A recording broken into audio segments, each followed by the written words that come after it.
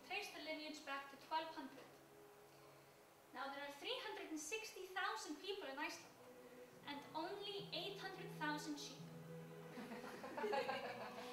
Our economy relies heavily on tourism, with more than 33% of our GDP, gross domestic product, coming from tourism. But I don't want to bore you with politics. Another thing you might know us for is Vikings.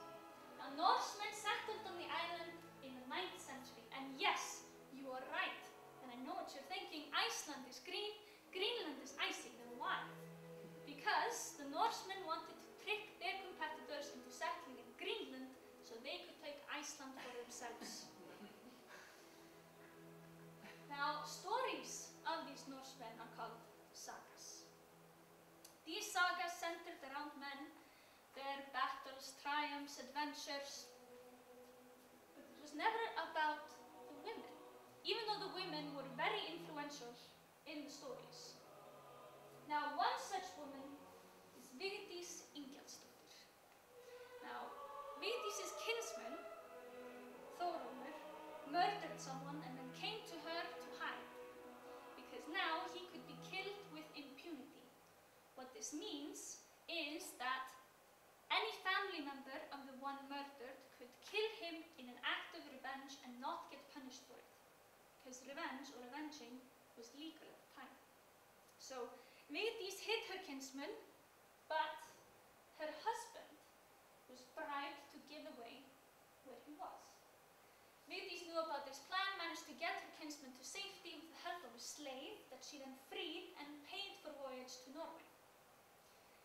But after all of this mess, the briber wanted his money back. So Vigdís went and got the sack of coins, was about to hand it back to him, and then smacked him in the nose with it, drawing blood, and told him he would not see his money again and he should leave, which he did. After all of this, she declared herself divorced from her husband and left. Now, this was not uncommon because women at the time had equal rights in marriage, and you could obtain divorce simply by declaration in front of witnesses.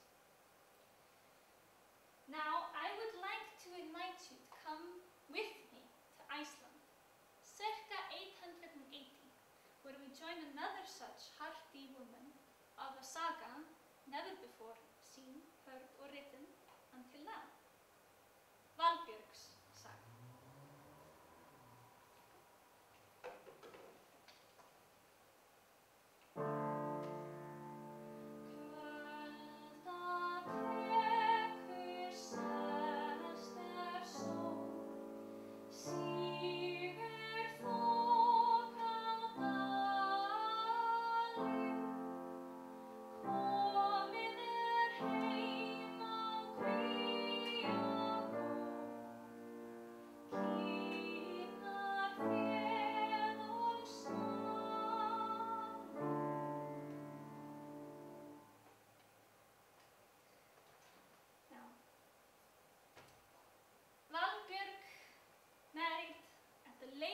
Of 17.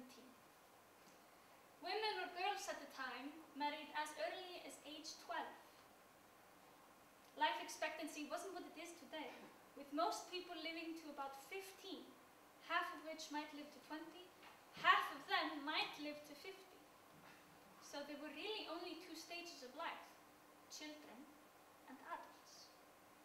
And so, Valbjörg, daughter of Runólfur, married at the late age of 17 to Sigfús, son of Sævar. Now, every summer, Sigfús would sail the seas for fishing and raids with his fellow kinsmen and villagers. During this time, the women were in charge of the homes and the farms. They tended the crops and the sheep, until the men returned in the winter with their spoils, and there would be a week-long celebration. Until then, Valbjörg and the other wives must wait and hope the men return safe. Our fathers, our brothers, our uncles and cousins, they all had adventures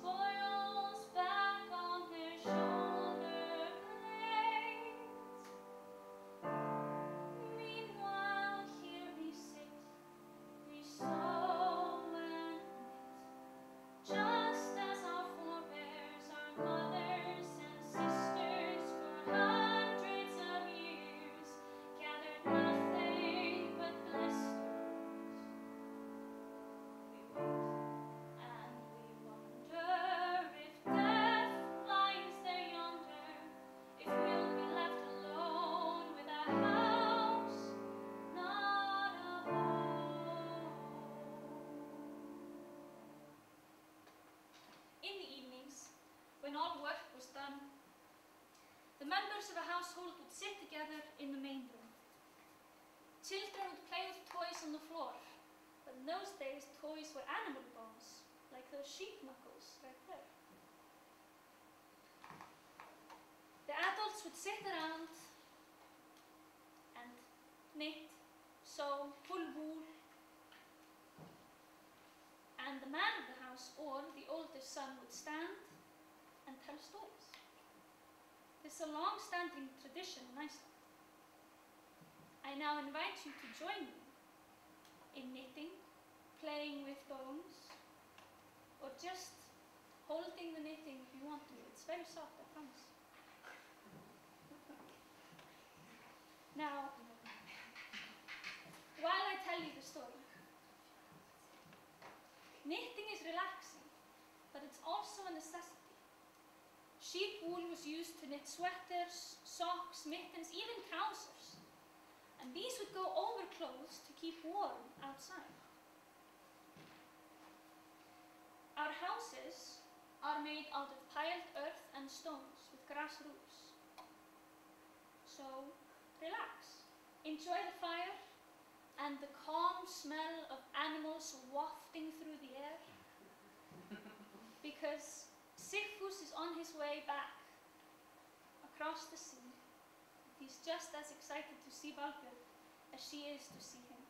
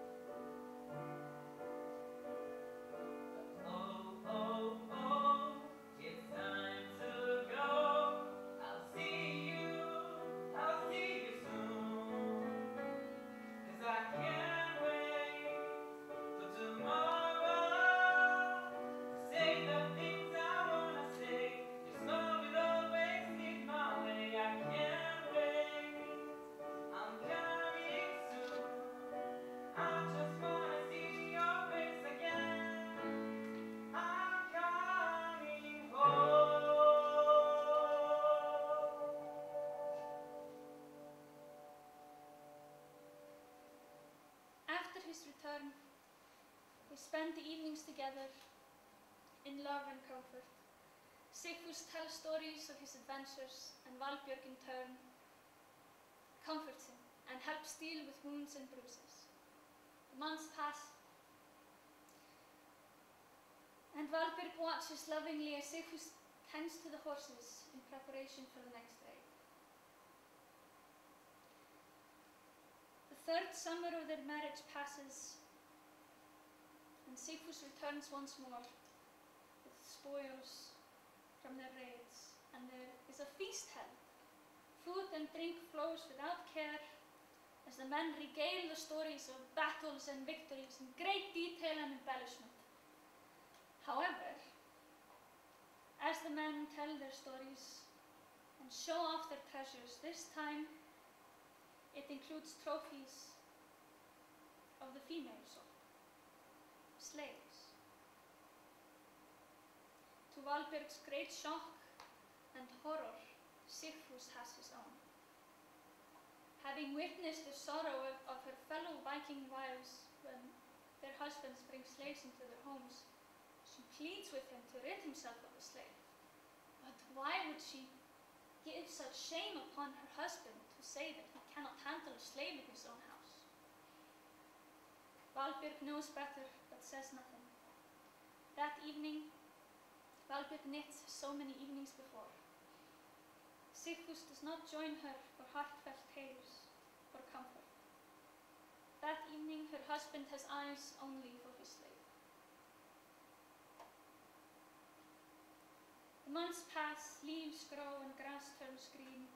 It is soon time for Vikings to set sail.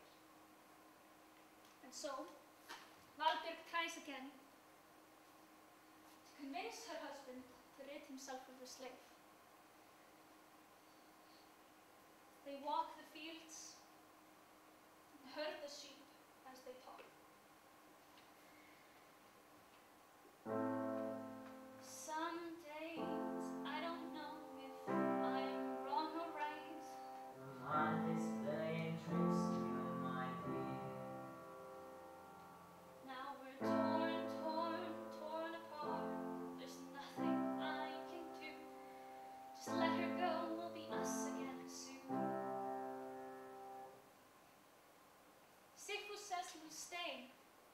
this summer to help on the farm. That evening, Valbjörg knits. Long after everyone else has put their knitting down and gone to bed. Her thoughts keep her up because she is no fool. A woman, no matter her age or experience, knows the signs of someone with child.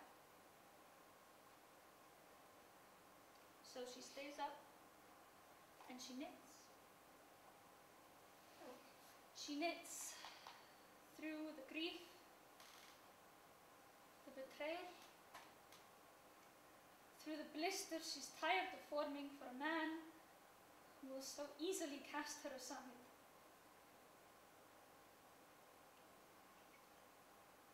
You're the one that's lying. There's no use in trying, no use to pretend.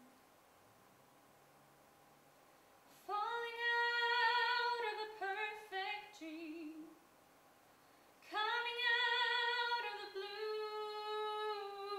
Is it true? Is it over? Did I throw it away? No, it was you, because you told me you would never leave me this way. Will I wake from this pain? Is it true? Is it over because you've thrown me away?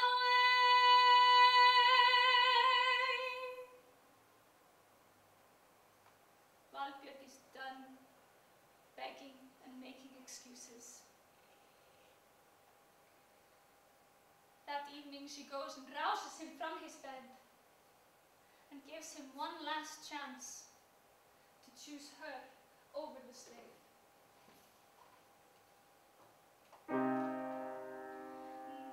Memories, they haunt your mind. Save us from the endless night. She whispers warm and tenderly, please come back to me.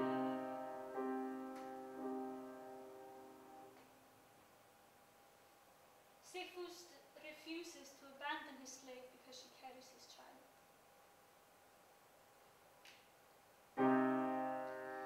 Never forget what I did, what I said, when I gave you all my heart and soul. Morning will come and you know I'll be gone, though I still believe that you'll remember me. Valbjörg declares herself divorced from him. She's done pleading and making excuses, begging for him to change his mind. On her way out, she throws her knitting in the fire, grabs a horse, and rides off to the mountains. She rides for a day, comes to a stop at a small seafront village. She left everything behind.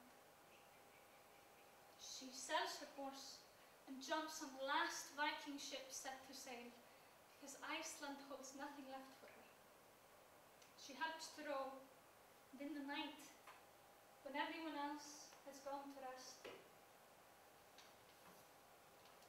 she grieves the life and the man that she loved and left behind. She mourns beneath the moonlit sky, remembering when they said goodbye. Where's the one she used to know that seems so long ago? She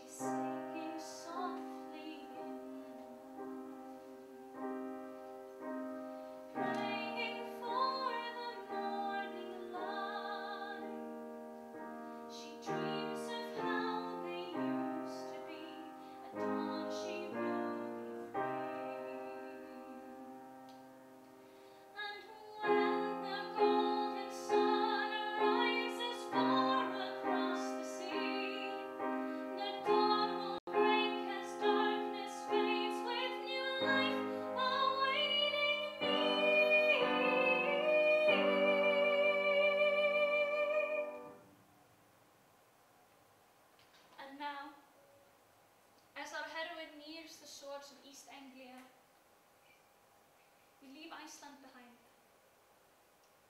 And we say goodbye to Valbjörg as she takes her first steps into a new life and a new shore.